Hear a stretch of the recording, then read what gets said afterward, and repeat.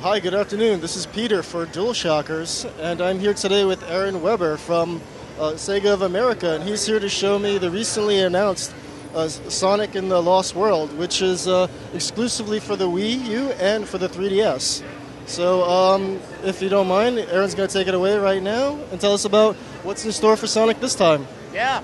So this time Sonic and Tails have come across this new floating continent.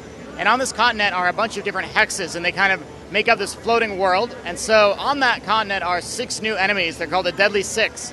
And Dr. Eggman has been controlling them. But as you go through the game, they are going to be turning on Dr. Eggman. And longtime enemies are going to become temporary allies as Sonic and Eggman have to team up to take on the Deadly Six. That's the basic story premise.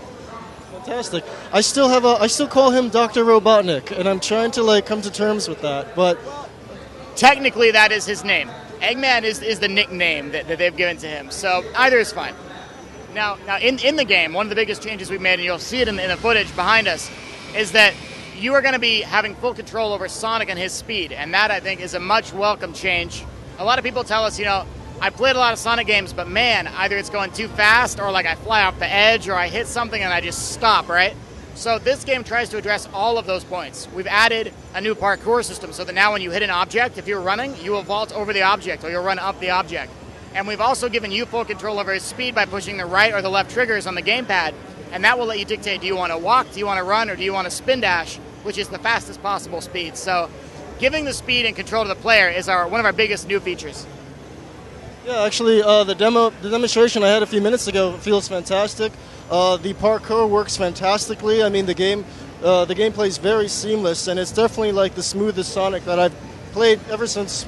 Ever since he's pretty much made the jump to 3D. But what about the whole deal with Nintendo and it being exclusive just for their platform? How did that come to happen?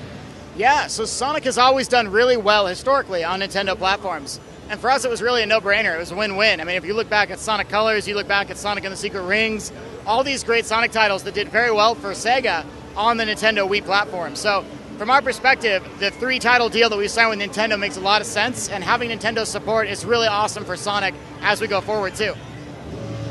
Not bad, not bad. Also, besides Sonic, are there any other playable characters?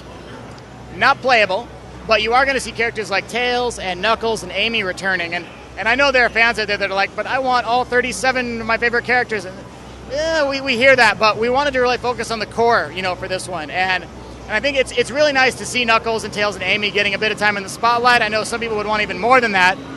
But focusing on Sonic allows us to make really, really awesome gameplay, but still have those other characters in the background.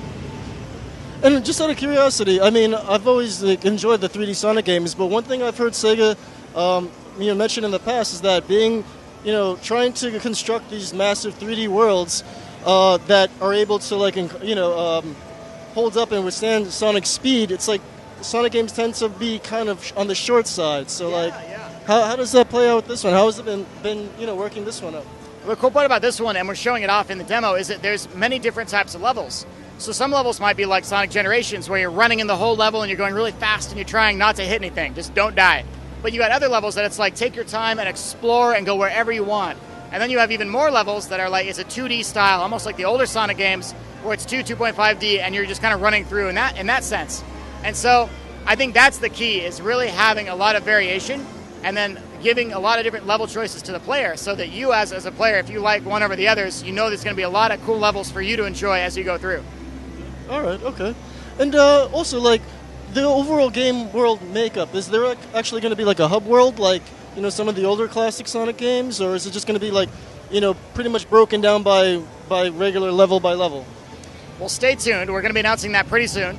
But I will tell you that it definitely is a sort of an evolution of the previous Sonic games. So I would not expect to be forced to go immediately into the next level every time you beat it. So. Okay. All right, not bad, not bad. Well, Aaron, it's been such a pleasure. Thank you so much. Yeah, thank you very much. Appreciate it.